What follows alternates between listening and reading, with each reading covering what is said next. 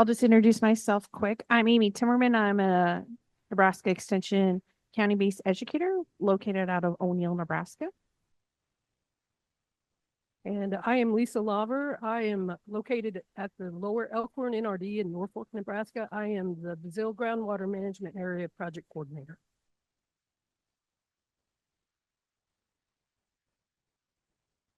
So what is my position? It's one of collaboration and coordination between the NRDs, producers, and the agencies and partners. I basically herd cats because I have to coordinate around everyone else's schedule. On a more serious note, my main function is to promote water quality by advocating best management practices. These are core practices from the NRCS, Natural Resource Conservation Service, to be implemented by the producers and landowners in the project area. Water quality is the purpose of the groundwater management plan, point blank. And it is why it was developed by the NRDs and their partners. Which button is it? So the agencies include the producers, of course, natural resource districts, the Nebraska Department of Environment and Energy, the EPA, the USDA, the Natural Resource Conservation Service, which we call the NRCS, the University of Nebraska, the Santee Sioux Nation, and various ag industry partners. So why was this project started? It was because of the high nitrate levels in our groundwater. And the rising nitrate levels are above, or we're approaching the federal health standard, which is 10 milligrams per liter or 10 parts per million.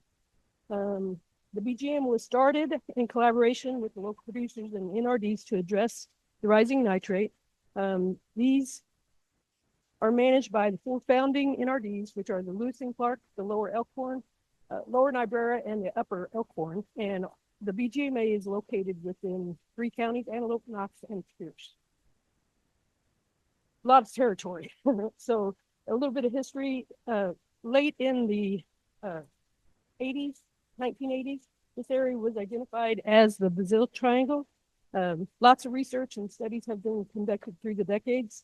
In 2012, the area became known as what we call it today, the Bazile Groundwater Management Area. And the NRDs began actually starting to work on their actual groundwater management plan.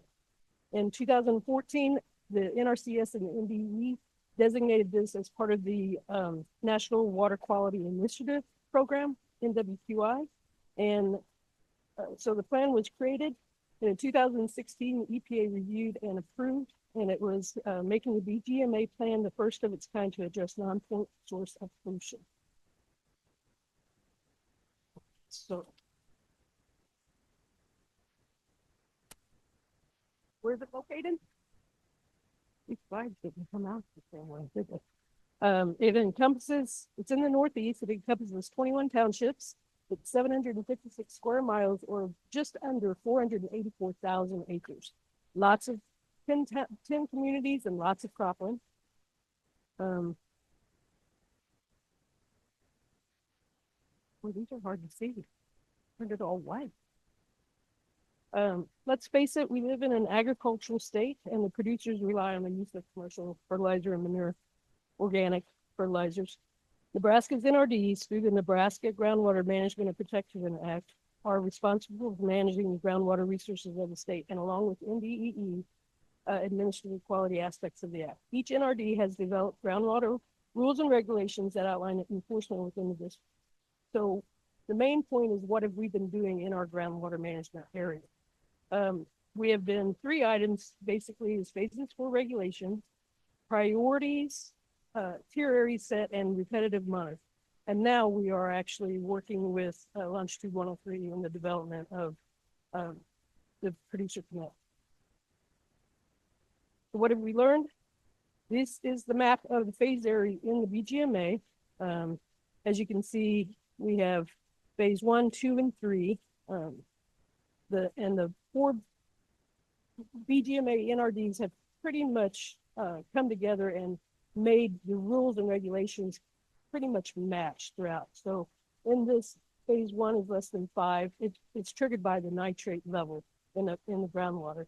And phase 2 is from 5 to 9 parts per million, and phase 3 is moving larger and larger with nitrates level above 9. We also have the priority tier areas, and what this is centered around the wellhead protection areas. And this is directly concurrent with the 319 grant funds payable on tier 1 and tier 2 as cost share for the BMPs that are implemented. So in 2020, the NRCS NWQI area expanded to actually overlap this in the same area. So that way we could apply more funding throughout the area. And the third portion is because we monitor the nitrate on a year by year level, we can actually start tracking and start actually looking at the numbers and the data from our nitrate level. So as you can see, this is a 10-year average from 2012 through 2021. I mean, you can see where Wausau over in that area is phase 1 still. It's less than 5, 0 to 5. But most of it is the dark blue, which is over 9. So this is a map that looks pretty much the same, right? Except for the colors. This is the 10-year average from the nitrate level of 2013 through 2022. So it's a 1-year shift in our data. So does it show anything? A nitrate trend? No, it's just giving us the average. But if we start comparing them, then we can see which ones have actually went up and went down. Did not come out the way they should have. So the little black boxes were actually gray with the actual numbers from the first 10-year average. And so overall, this is so this slide, it was actually showed the comparison. Rising trends are from 0.1 to 0.4 as an increase in average. The lowering is from 0.1 to 0.9. So this is great news for us to be able to track this and start looking at this data. And the thing about it was we looked at the last 3 years of this data, and we actually saw a very increasing decline in nitrate in the groundwater level. So we'll continue to do this. This is one of our main functions. So this brings us to the BMPs. Part of it, the measurable implementation includes the utilization of best management practices or BMPs for pollutant reductions. And what this is if we have a continuance of the implementation of these best management practices by producers that live in the area and farm in the area, then we're going to be able to track those measurable differences. And a bit of the history, under the Title 319, the BGMA received the Section 319 grant from the EPA, and that's to hire the coordinator and to focus on the improved BMPs in those Tier 1 and Tier 2 areas. It's a incentive for producers to sign up for the USDA NRCS EQIP programs. Along with that, in 2023, the IRA or the Inflation Reduction Act also increased the amount of funding. So what BMP's priority practices do we actually track? No-till, crop rotation, cover crops, both basic and multi, irrigation water management, and nutrient management. And cover crops are by far the most practiced with all of the BGMA. With advances in the technology, both irrigation water management, split application, of course, and nutrient management are all playing a large role and having an impact on nitrate leaching. So now we're going to get in. My chart didn't come out. So this chart actually will show. So I was able to track the BMPs, the five priority through phase 2 portion, and it shows that originally we only had 6,400 acres in our plan to actually treat. what became of it is out of tier 1, 2, 3, and 4 along the whole area, we actually ended up by about 86,720 acres that were actually ended up by treating. And I used, when we updated the plan and went for phase 3, we had to do a new PIP for the EPA. They have a new pollutant load estimation tool. And what that allows us to do is to estimate with the efficiency of the BMP that was applied on the total acres, we can actually estimate the lowered amount of nitrogen applied. So in a 3-year period from 2021 through 2024, June of 2024, I tracked the acres, I used their estimation tool and was able to actually, by using the tool, show them, the EPA, that we actually reduced nitrogen in the area across the BGMA through the phases of 92,000 pounds. So that's a good tool to have. We'll continue using it. Other successes, utilization of public outreach. That is the one way that we reach out to schools, to the communities, within the BGMA, to producers. We host a number of, our outreach and education has many arms, and many of the youth outreach activities are working with UNL Extension, FFA, 4-H, and presenting at water festivals. We're started a new approach with the INEs, which are the instruction and educators within each NRD, to go into the classrooms and actually help those teachers present and try to meet the Nebraska standards through Nebraska Connections. So we do youth outreach activities. Like I said, we host winter meetings for our stakeholders. We do community events. Like we'll have sponsored a booth at the Exceptional Women's in Nebraska this fall. A lot of things, but like Jennifer had showed, it's not just within the BGMA. So you can visualize the pink and the purple. And those are the spots that we really need to regulate. We really need to start working with our producers, because it's what we're worried about. It's not only because current levels are higher than the federal health standard, but it's also for our concerns for our communities, their health and welfare, and our economics of where we live. We want our farmers and our producers to be successful. We must continue these partnerships for the changes needed, and keep the knowledge and education proceeding to the next generation of Nebraska producers. With UNL's continued partnership, the NRDs can rest assured that any new research and results will be a high priority. We depend upon the hard work of our producers, not only to accept change in the way they manage, but also to champion this change to protect the health and that of the neighbors. So we believe in that, and that's what I go out and do. So with that, there's other important, proven successful is the research and studies conducted that we have learned in. At this point, I'm going to turn this part of the presentation over to Ed. So as we look at the collaborative effort, when we look at Bazile, it is all partners having to come together at one table to work together.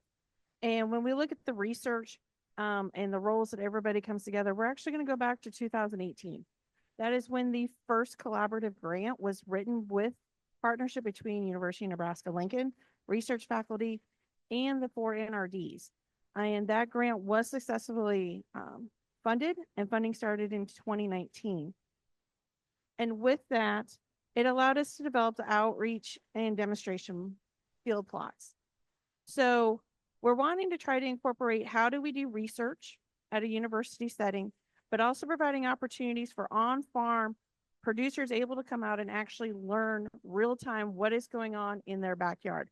Because that's probably one of the biggest complaints we get when we start looking at outreach. Well, yeah, that works in Lincoln. This isn't Lincoln. It's not in my back door. And so this was a way to bring that research back into that back door. So we had 3 different field locations. We were very ambitious. Probably took a little too big of a bite to accomplish this. 3 different fields with 3 different focuses. We focused on soil health, We focused on nitrogen and water management. And finally, we were looking at crop rotation. And with this, we had different faculty members that were responsible to help lead this research. Um, the two original faculty members, Dr. Bill Kranz and Dr. Brian Cranky, left Extension and University of Nebraska after the first year. And with that, then we were incorporated in Dr. Javad Iqbal, Dr. Chris Proctor, and Dr. Darren Rudnick, who really led the way. I serve as a local liaison because I live in the area. And so I'm that local connection. Sometimes that required me. I'm only a 45-minute drive from the fields, while the folks in Lincoln were 3.5 hours. So sometimes my job was just to go out and take a look at the field. But from these studies, we found some amazing information. And one of them has to do with the very first one that Dr. Iqbal's office, our lab, showed, is when we look at the nitrogen recommendation calculator from UNL, that N calculator, it is within the estimated economic optimal nitrogen rate. Why is this important? That is important because we can look at data from farmers clear back to 2018, or a 2018 survey that I helped accomplish or sent out. We had 13% of our producers in the area that don't believe in the N calculator, saying that it asks for too much nitrogen or not enough nitrogen, not believing what we are providing out there, and doubting what the NRDs are also trying to implement and saying, well, the NRDs are wrong too. This data is able to show it is within that economic return. They are going to get their best bang for their buck if they follow the N calculator. This is great data for me as a local educator to be able to talk to producers and say, look, now we have recent data from your backyard that says this calculator works for us. The other great things that Dr. Iqbal was able to show is enhanced efficient fertilizers can decrease nitrogen losses and increase nitrogen efficiency. From this, additional studies are going to be conducted on farm, some more small plot work, which will lead down the road to those full recommendation changes on how we manage nitrogen. And then the other big component is we know irrigation is a key part when we're looking at nitrogen mitigation and trying to keep that nitrogen within the root zone. Data there very clearly also so optimizing those irrigation rates is critical. So maybe we need to do more education and outreach, looking at irrigation management as one of the key critical points besides just the nitrogen load as we move forward. Other components I did not put on here, on the cover crop location, Dr. Chris Proctor is in the room tonight with us also. Big things that we learned. We were talking 21 and 22. This is when we're starting looking at interseeding cover crops. John is going to talk about interseeding here soon. But we're looking at interseeding at V4 to V5 corn. Well, we ran into some problems. We never talked about and considered herbicide carryover impacts. What are those herbicides actually doing to those cover crops? Why aren't the cover crops establishing? How do we balance that nutrient or that weed management component so we manage the weeds so we're not reducing our yields but still allowing that cover crop to come up? So those are new things that we learned as we moved through the system. And then our continuous cropping system, 3-year study for a continuing cropping system is not enough time. We found out we need a minimum of 5 years to get that done. We have some, preliminary data and suggestions and recommendations, but nothing real solid. The other great thing is collaborating with other research faculty, and this is data from Dr. Dan Snow, and you'll hear Dr. Dan Snow later this afternoon when we're talking about the Hastings component. But Dr. Dan Snow, worked with the NRDs and was looking at Veda zones. And so if you've never looked at a Veda zone, what we're looking at here is you can look at this diagram, is the Veda zone is soil surface until you hit groundwater, until you get full saturation. That is your entire Veda zone. So what Dr. Snow is doing, and he's done multiple of these trials, is he takes a core from that soil surface until we hit saturation zone. And then they're pulling it out, different layer amounts, to determine how much nitrogen load do we still have in there. Part of my slides didn't come out real well, but as you can see on the table on your right-hand side there, we get this line there, and that line is able to show how much nitrate that we still have in that Veda zone. And so what we're primarily looking at is how much nitrate do we have below that root zone. And so for some of the data that we have from Dr. Dan Snow is this is a location in the Lewis and Clark NRD. It was sampled in 2014. That is your open face circles there. And we also have the data from 2023, exact same location, where we look how that nitrate load changed. When we look at 2014 profile, there was 743 pounds of nitrogen per acre that was still supposed to hit that groundwater. It is beyond the ground, beyond the root zone. The crops are never going to capture it. That is going into the groundwater. Kind of a scary thought, right? 743 pounds per acre to still go into that groundwater. Now we compare it to 2023 profile. It is reduced dramatically. It's 129 pounds per acre. We still have nitrogen there. What is this indicating? This is an indication of potentially of BMPs working very efficiently. But the big piece of it is hard for us to bring into it is what is the environment doing it? And so one of the big things between 14 and 23 in this part of the state was actually 2019 and then 2020. High saturation, heavy rains. We had 20 inches of rain. Unbelievable in this part of the area within March and April. So we're pushing those nitrate loads down, which in turn does impact what that load is. This is a way for us to take a look at it. We have multiple field locations across the Bazile, looking at that full nitrate load and able to give us some predictions on where we're going with those loads. The other really interesting thing that Dr. Snow's lab did, this is really important when we talk to our producers, is how fast is that nitrate moving through the soil profile? And so for this part of the state, we haven't clarified this. This is very sandy soil. So if you've ever been to a beach and you have beach sand, that's what we're farming in. It is literally below sand beach. There's very little organic matter. Organic matters are usually below 1%.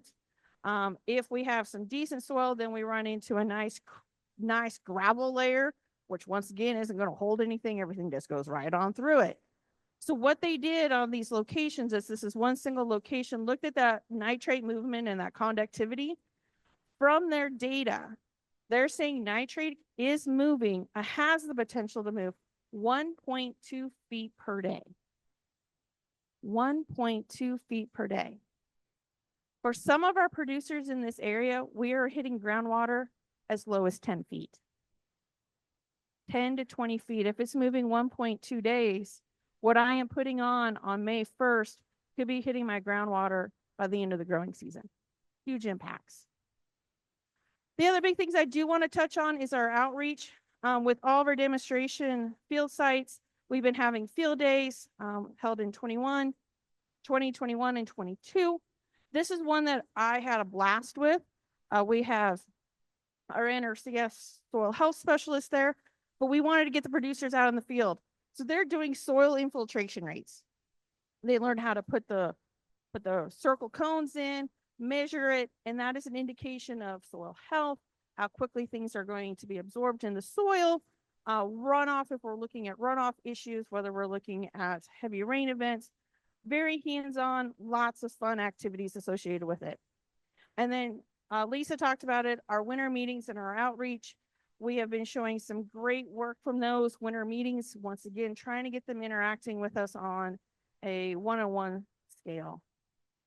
This is some information that I thought was really fun and interesting.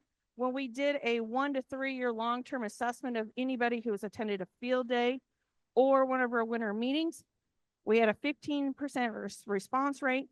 63% of those have taken steps to mitigate nitrogen by attending our meetings. So that means our education is working. We are making progress. 63% have also adjusted their irrigation management, and 50% have taken steps to reduce nitrogen use. We are on the right track. It's just going to take, it isn't going to be solved overnight. We're working in the positive direction.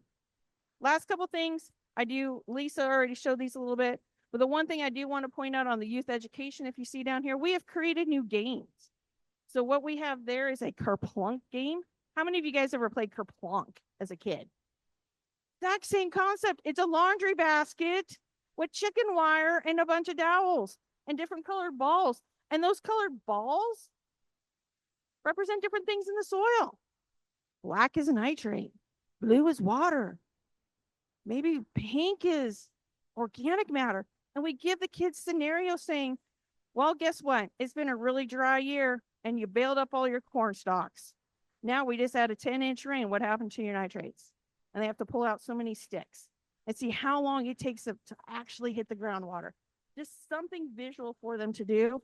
And the other one we don't have on here is we also have soil health Jenga. If you ever play Jenga, we have colored pieces and you remove them according to what microbes or oxygen or any of the components in that health, in that soil profile. So just trying to get really visual with those youth. And then we use those with further outreach opportunities. And with that, that is all I have. Lisa and I would be very happy to take any questions if you have any at this time.